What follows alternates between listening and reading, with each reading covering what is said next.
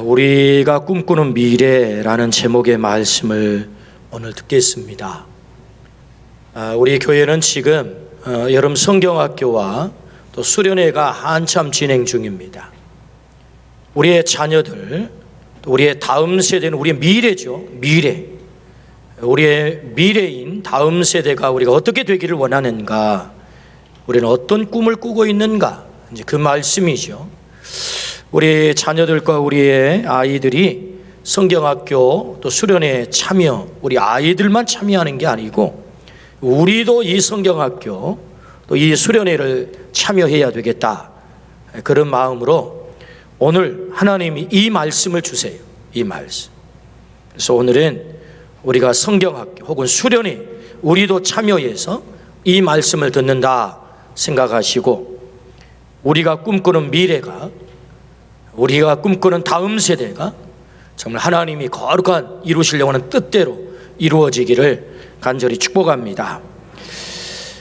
재미있는 사진을 한 장 보겠습니다. 빛바랜 사진인데요, 뭐 애들이 장난쳐놨나 뭐 그런 낙서한 것 같은 그런 그림이잖아요.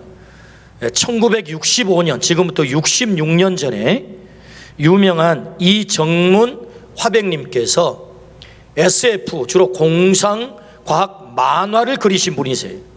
그분이 2000년대 생활의 이모저모라고 하는 것을 상상해서 66년 전에 그린 그림입니다.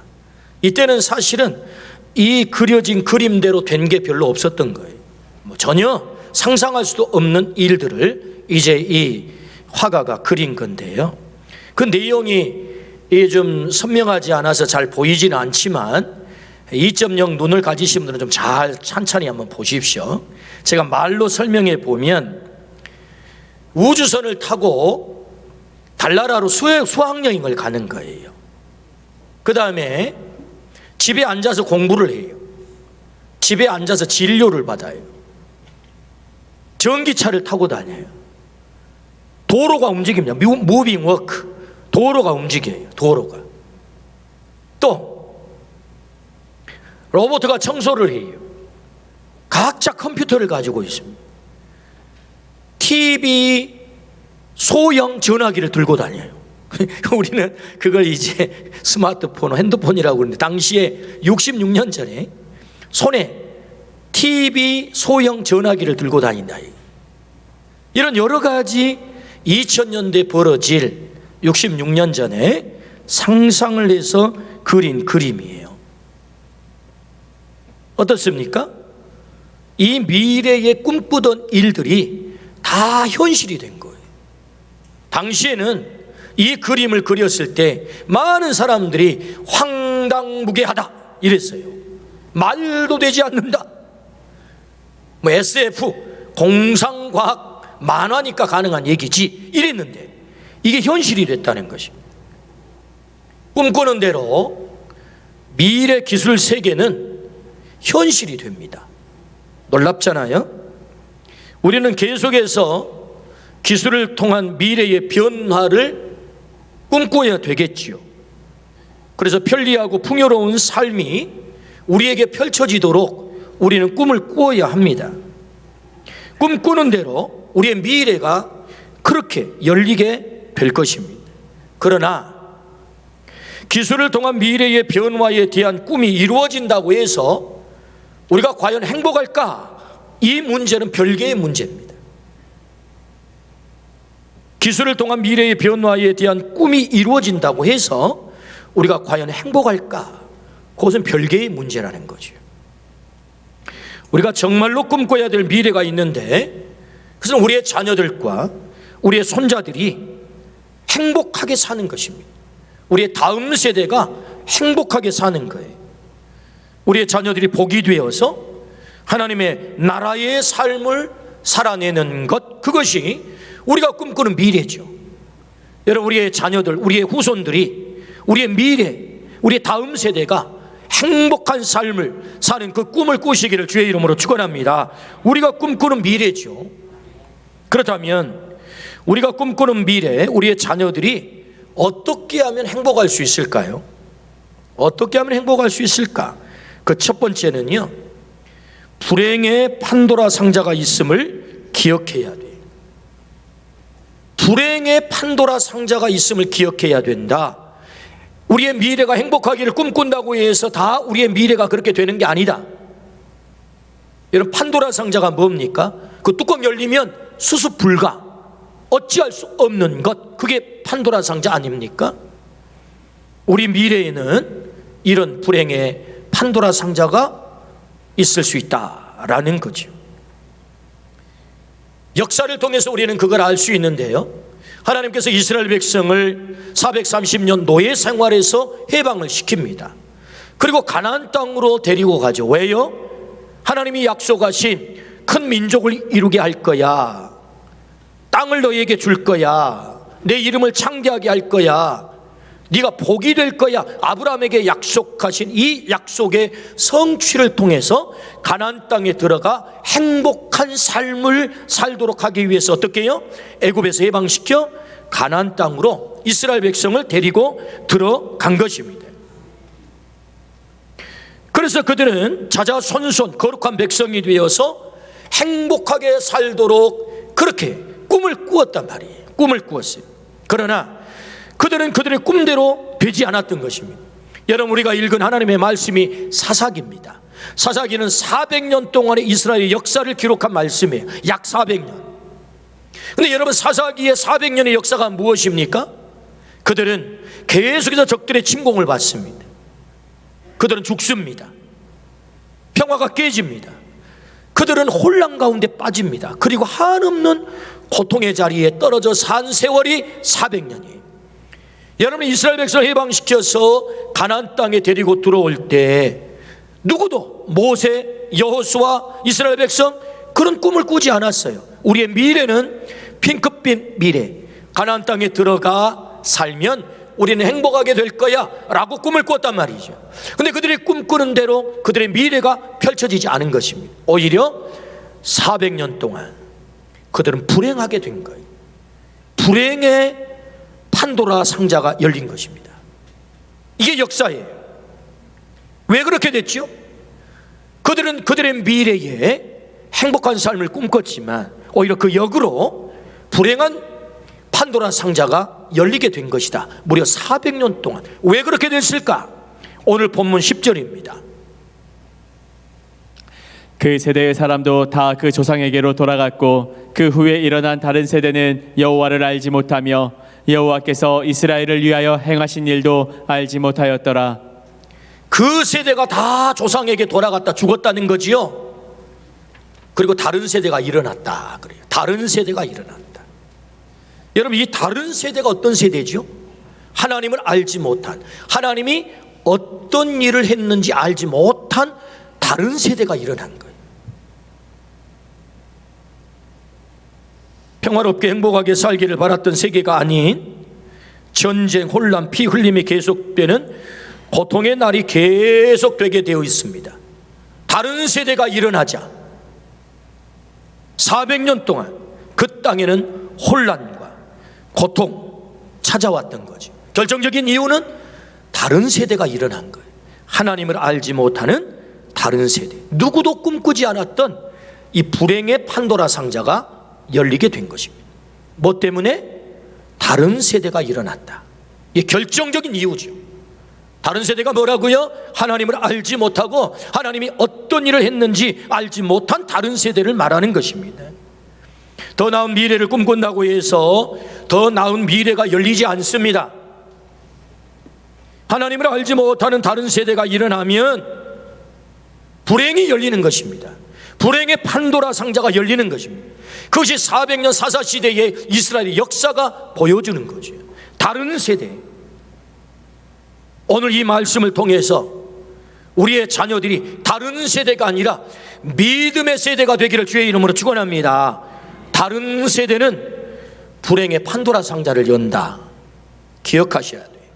그렇다면 어떻게 하면 우리가 꿈꾸는 행복한 미래가 열릴까요? 두 번째 우리에게 주시는 말씀, 신앙을 전수하라 그렇게 말씀하세요. 신앙을 전수하라. 어떻게 우리의 다음 세대가 행복한 미래가 열릴 수 있을까? 우리의 꿈꾸는 미래가 열릴 수 있을까? 신앙을 전수하라. 오늘 10절 말씀입니다. 그 세대의 사람도 다 그 조상에게로 돌아갔고 그 후에 일어난 다른 세대는 여호와를 알지 못하며 여호와께서 이스라엘을 위하여 행하신 일도 알지 못하였더라.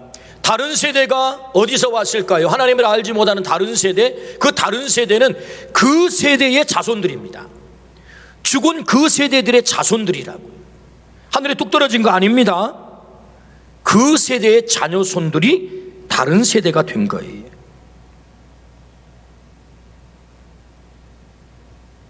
사사기 2장 7절 말씀에 백성이 여호수아가 사는 날 동안과 여호수아 뒤에 생존한 장로들 곧 여호와께서 이스라엘을 위하여 행하신 모든 큰 일을 본 자들이 사는 날 동안에 여호와를 섬겼더라. 그 세대는 어떤 세대냐 하면 하나님이 행하신 모든 큰 일을 본 자들이라고 말씀해요. 하나님이 행하신 그 모든 것을 본 자들, 그들은 하나님이 행하신 위대한 일을 경험한 자들이, 바로가 어떻게 손을 들고 항복을 했는지, 어떻게 하나님께서 홍해를 갈랐는지, 40년 광야에서 어떻게 이스라엘 백성을 하나님이 책임지셨는지, 어떻게 요동강을 건너게 하셨는지, 여리고성을 어떻게 무너뜨리셨는지, 하나님께서 그 가나안 땅을 어떻게 정복하게 했는지 그걸 다 본 자들, 경험한 자들, 목격한 자들이란 말이에요. 누가? 그 세대가 죽었어요. 그걸 목격한 그 세대가 죽었어요. 그런데 그 목격한 세대가 죽고 나자 어떤 세대가 일어났다고요? 다른 세대가 일어났다는 것입니다. 다른 세대. 여러분, 성경은 이 다른 세대, another generation, 힘주어서 강조를 해요. 다른 세대를. 그들은 하나님을 알지 못했다. 어떤 일을 행했는지 알지 못했다. 힘주어서 강조한 이유가 무엇입니까? 그 세대가, 다 죽은 그 세대가, 하나님의 위대한 일을 목격했던 그 세대가 다음 일어난 다른 세대에게 신앙을 전수해야 되는데, 그들이 목격한 바를 전수해야 되는데 직무유기했다는 것입니다. 그걸 강조하는 거예요. 왜 다른 세대를 성경은 힘주어서 강조합니까? 그것은 직무유기했다. 누가? 그 세대가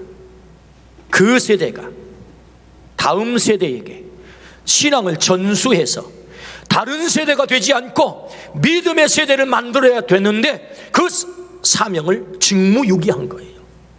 그래서 다른 세대를 강조하고 있는 것입니다.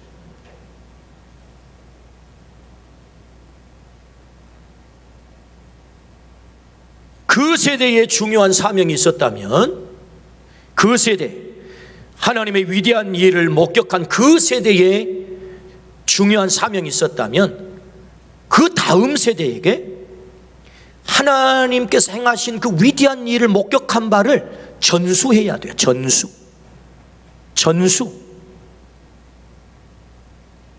그래서 오늘 또 장막절이 되면 이 뼈저린 역사적인 경험을 통해서 이스라엘 백성들이 광야로 일주일씩 나가서 장막절을 지키잖아요. 뭐 합니까? 부모가 자식들을, 손자들을 앉혀놓고 광야에서 하나님이 이렇게 우리를 지키셔서 그거 가르치거든요. 그들이 목격한 바를 전수한다, 그 말입니다. 신앙의 전수, 직무유기하지 않고. 그래도 여호수아는 죽음을 앞에 두고 피를 토하듯 이렇게 말씀하시죠. 여호수아서 24장 14절부터 15절. 그러므로 이제는 여호와를 경외하며 온전함과 진실함으로 그를 섬기라. 너희의 조상들이 강 저쪽과 애굽에서 섬기던 신들을 치워버리고 여호와만 섬기라. 만일 여호와를 섬기는 것이 너희에게 좋지 않게 보이거든 너희 조상들이 강 저쪽에서 섬기던 신들이든지 또는 너희가 거주하는 땅에 있는 아모리 족속의 신들이든지 너희가 섬길 자를 오늘 택하라. 오직 나와 내 집은 여호와를 섬기겠노라 하니, 오직 나와 내 집은 여호와만을 섬기겠노라. 이 말씀은 여호수아가 죽음을 앞에 두고 그 백성들에게 피토하듯 외친 말씀이에요. 왜 이렇게 외쳤을까요? 다른 세대가 일어나면 그 결과를 너무 잘 알고 있기 때문에. 믿음의 세대가 일어나지 않고 나와 내 집은 오직 여호와 하나님만을 섬기겠노라, 이 믿음의 세대가 일어나지 않는 다른 세대가 일어나게 되면 그 결과가 어떻게 되는지를 너무나도 잘 알고 있기 때문에 여호수아는 피토하듯 이 말씀을 외치고 있는 것입니다. 나와 내 집은 여호와 하나님만을 섬기겠노라. 우리의 고백이 되기를 주의 이름으로 축원합니다. 오늘 우리의 자녀들이 다른 세대가 아닌 믿음의 세대가 일어나도록 오늘 우리가 신앙의 전수를 하기를 주의 이름으로 축원합니다. 그 세대가 직무유기를 했어요. 어떤 직무유기? 신앙의 전수를 하지 않았던 말이지. 그러므로 다른 세대가 일어남으로 400년 동안 고통의 세월을 살게 된 것입니다. 400년 동안. 우리가 꿈꾸는 미래는 우리의 자녀, 우리 후손들이 행복하게 사는 것입니다. 우리가 이 땅을 떠난 후에도 그들이 행복하게 사는 것, 그것이 우리가 미래에 꿈꾸는 바지요. 부모의 사명 가운데 가장 중요한 사명이 있다면 오직 나와 내 집은 여호와 하나님만을 섬기겠노라, 이 신앙의 전수인 줄로 믿습니다. 부모된 우리가 우리의 다음 세대에게 오직 여호와 하나님만을 섬기도록 이 신앙의 전수를 하기를 주의 이름으로 축원합니다. 다른 세대가 아닌 믿음의 세대가 일어나야 소망이 있는 것입니다. 오늘 우리 모두가 이 신앙의 전수자가 되기를 주의 이름으로 축원합니다. 그것이 가장 확실한 우리의 미래를 보장하는 길이 된다고 하는 거죠. 제 아버지와 어머니 세상을 떠나기 전 마지막까지 저는 함께 했습니다. 마지막까지. 뭐 이런저런 이유로 형님들이 곁에 계시지 않고 제가 곁에 있었어요. 제 아버지께서 막둥아, 예, 이리 오너라, 예, 너는 내가 제일 사랑하는 막둥이니 내가 너를 위해서 특별히 준비했다 하면서 빵빵한 통장을 내밀면서 내가 너를 위해서 준비한 거야, 형들한테는 비밀이야, 너만 가져 하고 제 아버지께서 통장을 주고 가셨으면 얼마나 좋았을까요? 근데 제 아버지는 한 푼도 남기지 않고 그냥 가신 거예요. 제 어머니도 한 푼도 남기지 않고 그냥 가신 거예요.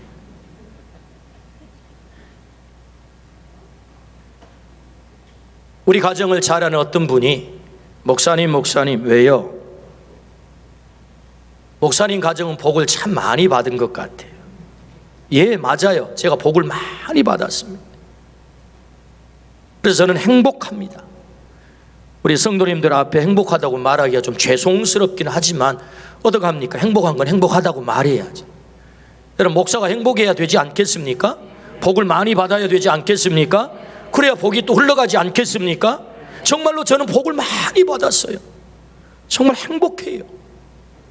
그것은 제 부모님이 빵빵한 통장을 물려줘서가 아닙니다. 제 어머님이 무슨 좋은 집을 남겨줘서가 아닙니다.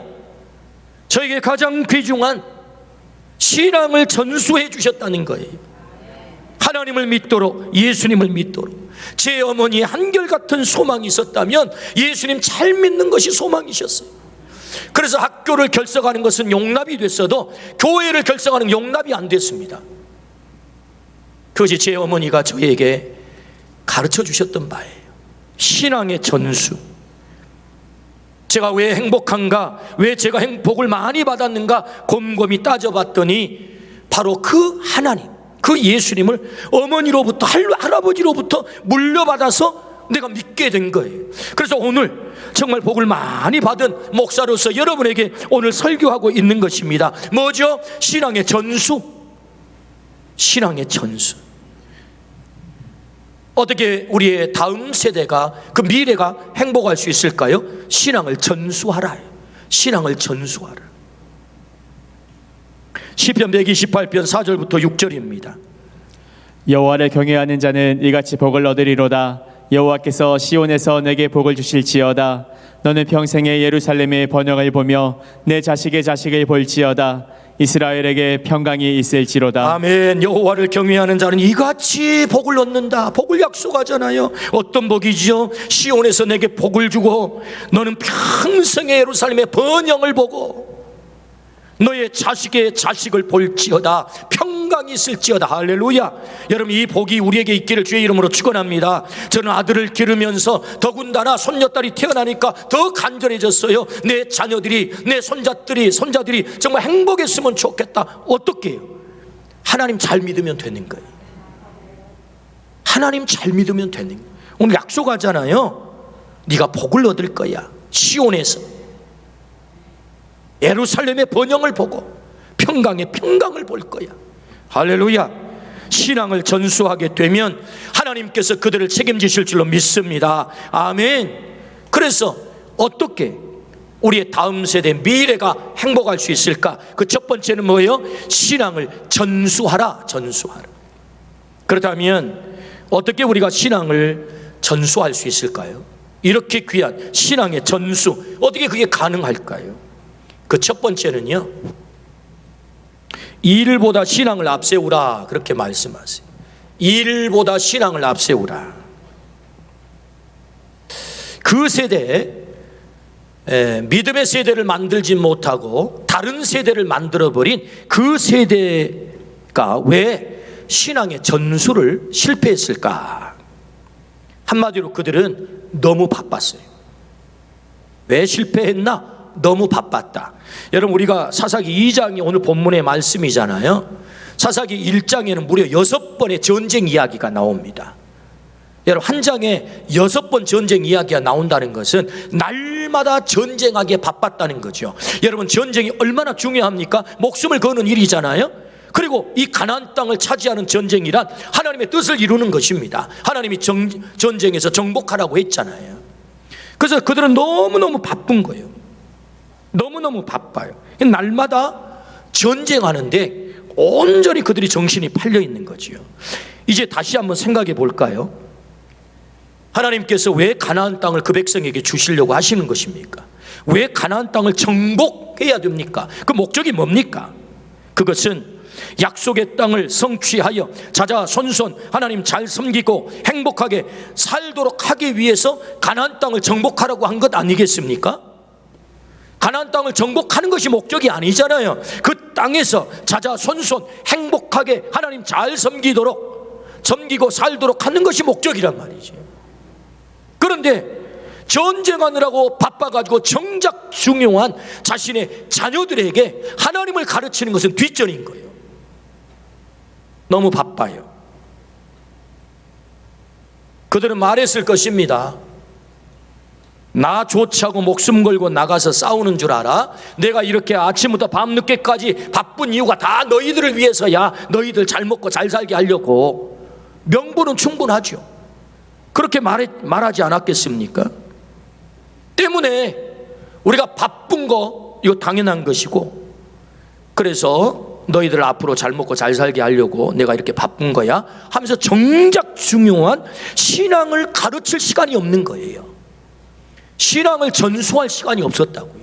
늘 일을 앞세웠다고. 일을 앞세웠다고요. 신명기 6장 7절입니다. 내 자녀에게 부지런히 가르치며 내 집에 앉았을 때에든지 길에 갈 때에든지 누워 있을 때에든지 일어날 때에든지 이 말씀을 강론할 것이며. 어떻게 하라고요? 내 자녀들에게 부지런히 가르치래요. 언제요? 집에 앉았을 때, 길을 갈 때, 누워 있을 때, 일어날 때. 여러분, 이 네 때는요 24시간을 말해요. 부지런히 너의 자녀에게 가르쳐야 돼. 이게 하나님의 말씀이거든요. 근데 이 부지런히 가르쳐야 될 하나님의 말씀을 가르칠 시간이 없는 거예요. 왜? 너무 바빠서. 날마다 전쟁하기 바쁘니까. 여러분, 오늘 우리가 너무 바쁘잖아요. 날마다 새벽마다 나가서 밤늦게까지 일하느라고 너무 바쁘잖아요. 그래서 자녀들과 더불어서 함께 앉아 식사할 겨를도 없어요. 너무 바쁘니까. 그리고 우리는 말하죠, 자위하죠. 뭐라고? 다 너희들을 위해서 하는 거야. 내가 이렇게 바쁘게 일하는 이유가 뭐 별거 있어? 너희들 앞으로 잘 먹게 잘 살게 하려고, 너희들 행복하게 살게 하려고 다 이렇게 바쁜 거야. 다 그렇게 말하죠. 정작 중요한 하나님의 말씀을 부지런히 가르쳐서, 하나님을 가르쳐야 진짜 그들이 행복할 수 있는데, 그건 늘 뒷전인 거예요. 그리고 일을 앞세워요. 일을. 그러므로 우리가 어떻게 신앙을 전수하라고요?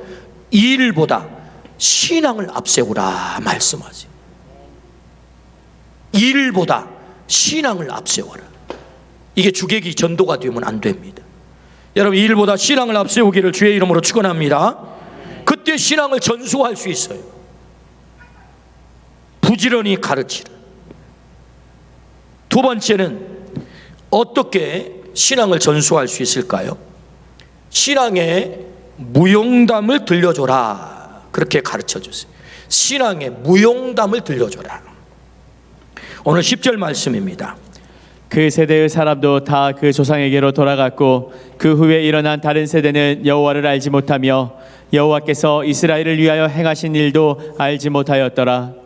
다른 세대가 하나님을 알지 못했대요. 하나님이 어떤 분인지도 어떤 일을 했는지도 알지 못했대요. 왜 몰랐을까요? 들려주지 않았으니까. 말해주지 않았으니까. 여러분, 신앙의 무용담은 너무너무 중요한 것입니다.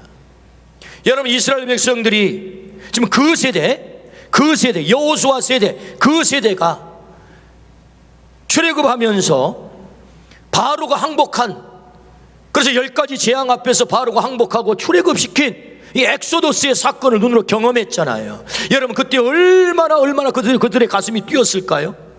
여러분, 홍해 앞에서 하나님께서 홍해를 여지없이 갈라버리신 그 사건 앞에서 그들은 얼마나 환희의 노래를 불렀을까요?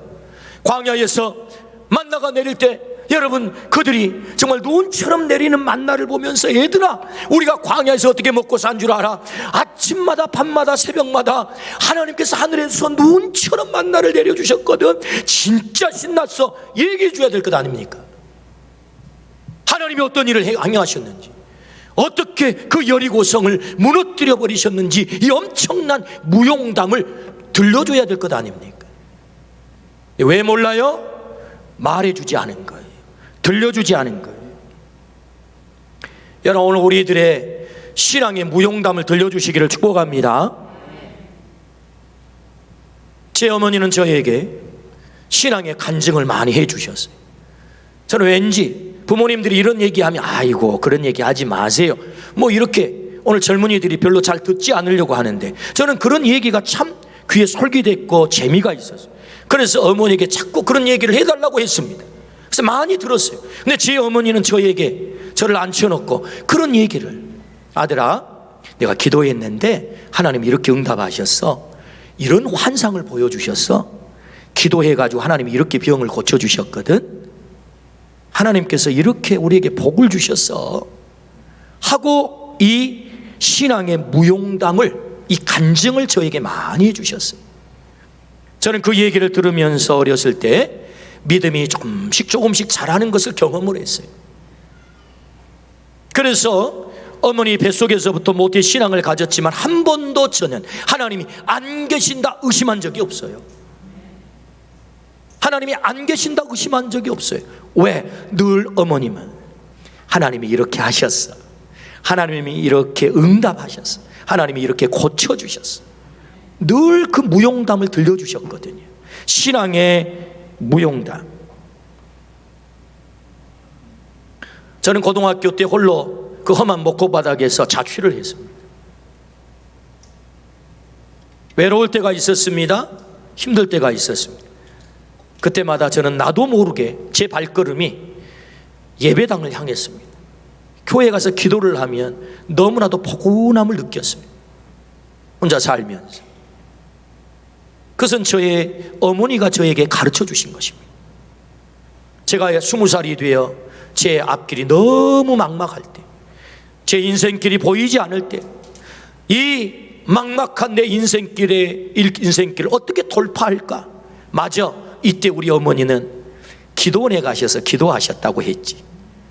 그래서 누구도 시키지 않았지만, 누구도 가라고 하지 않았지만 저는 보따리를 싸들고 기도원을 찾았습니다.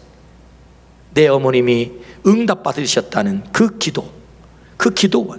그래서 저는 20살 나이에 기도원에 올라 15일 동안 금식하며 기도하다가 하나님의 음성을 듣고 성령을 체험하고 오늘 여기 목사가 되어서 말씀을 전하게 된 줄로 믿습니다. 어떻게 해요? 어머니의 신앙의 무용담이 나의 신앙이 된 거란 말이죠.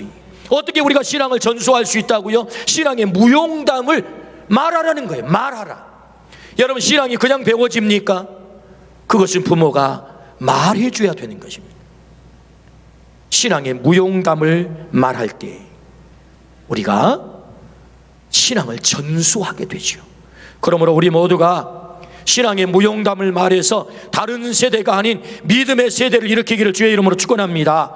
마지막 세 번째는 우리가 어떻게 신앙을 전수할 수 있어요? 보여줘라 라고 말씀하세요. 보여줘라. 사무엘상 12장 23절입니다. 나는 너희를 위하여 기도하기를 쉬는 죄를 여호와 앞에 결단코 범하지 아니하고 선하고 의로운 길을 너희에게 가르칠 것인즉. 성경에 많은 인물들이 등장하는데 신앙의 전수를 가장 잘 받아 신앙의 사람이 되고 위대하게 쓰임받는 한 사람을 꼽으란다면 사무엘입니다. 사무엘은 어떻게 고백하죠? 나는 기도에 쉬는 죄를 범치 않겠다. 기도의 사람이 됐단 말이죠. 어떻게 사무엘이 이렇게 위대하게 기도의 사람이 되어 쓰임받게 되었을까요? 전적으로 그의 어머니가 사무엘을 만든 거죠. 사무엘을 뵐 때부터 어머니는 성전에 올라가 통곡하며 기도했습니다. 사무엘을 낳았습니다. 그리고 젖대기까지 엘리 제사장에게 서원 약속했거든요. 젖대면 하나님 앞에 온전히 드리겠나이다. 그래서 여러분, 젖될 때까지 이 사무엘을 한나가 안고 길러야 되는 것입니다. 그런데 이 사무엘이 엄마의 품속에서 자라면서 결국 기도의 사람이 되어 나중에 기도의 선지자로 쓰임을 받는 거거든요. 어떻게 했을까요? 어떻게 했을까요? 보여줬다는 것이거든요. 사무엘이 태어나서 배가 고파요. 배가 고프면 어떻게 하죠? 울죠. 으아, 엄마 젖 주세요. 그럼 보통의 엄마들은 어떻게 합니까? 우리 새끼 배고프구나. 얼른 젖을 먹입니다. 젖 먹으라 하고 말이. 근데 한나는 그렇게 하지 않았을 거예요. 내 새끼 사무엘 배가 고프구나. 잠깐 스톱. 너 바쁘지만, 배고프자 바쁘지만 엄마가 꼭 해야 되는 것이 있어. 하나님, 우리 사무엘이 배가 많이 고파요. 그래서 많이 울어요. 이 시간 맛있는 젖을 먹으려고 해요. 하나님, 소화 잘 되게 해주시고, 그리고 우리 사무엘이 지혜롭게 성장해서 하나님께 크게 쓰임받게 해주세요. 아멘 하고 젖을 먹는 거예요. 별로 감동하지 않으십니다. 사무엘은 배우죠. 아니, 그 갓난 아이가 태어나가지고 배고파 빽빽 우는데 뭘 배우겠냐고, 뭐 기도한다고 배우겠어요? 아닙니다. 여러분, 신앙은 책상머리에 앉아서 신앙생활을 이렇게 해야 되는 거야 라고 해서 신앙의 전수되는 게 아니에요. 신앙의 전수, 신앙은 어떻게 배워지는 것입니까? 보여줘야 되는 거예요. 와하, 우리 엄마, 내가 배고파 그렇게 울 때 내가 먹는 것보다 더 중요한 게 있네? 기도하는 거네. 사람이 언제 가장 많이 배웁니까? 엄마 뱃속에서부터 태어나서 6살 때까지 80%가 형성이 된대요. 그러니까 사실은 가장 많이 배울 때는 엄마 뱃속이고 태어나 내 의지로 아무것도 할 수 없을 때입니다.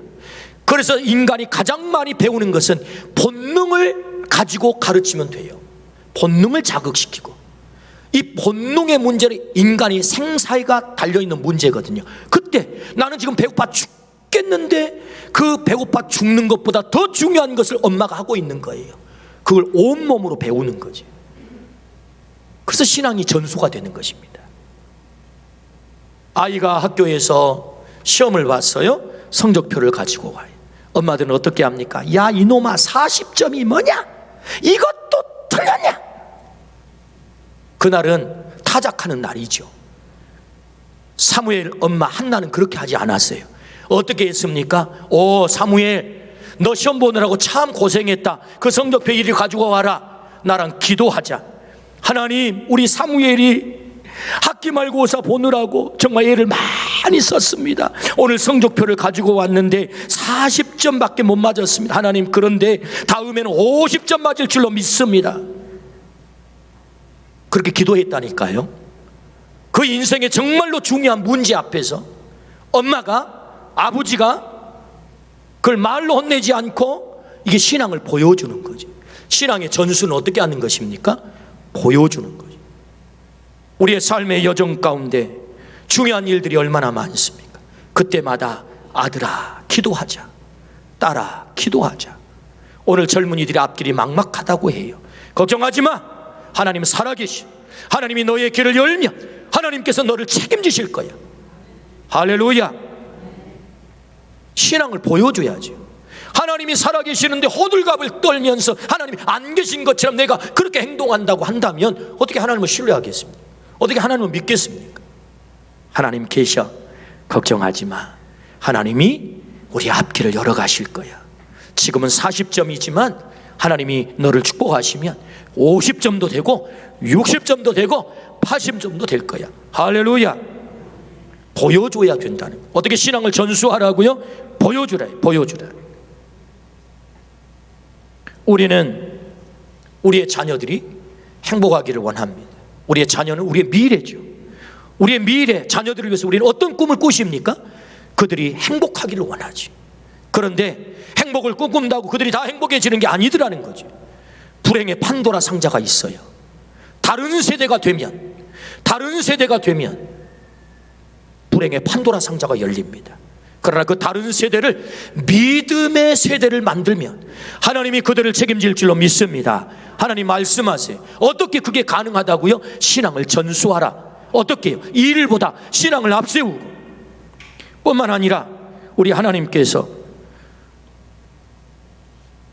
신앙을 보여주라고, 신앙의 무용담을 말해주라고 말씀하세요. 오늘 우리 모두가 우리의 미래, 다음 세대가 다른 세대가 아닌 믿음의 세대가 되어서 하나님이 우리에게 이루시려고 하는 그 행복의 꿈을 꼭 이루시기를 주의 이름으로 축원합니다. 아멘. 기도하십시다.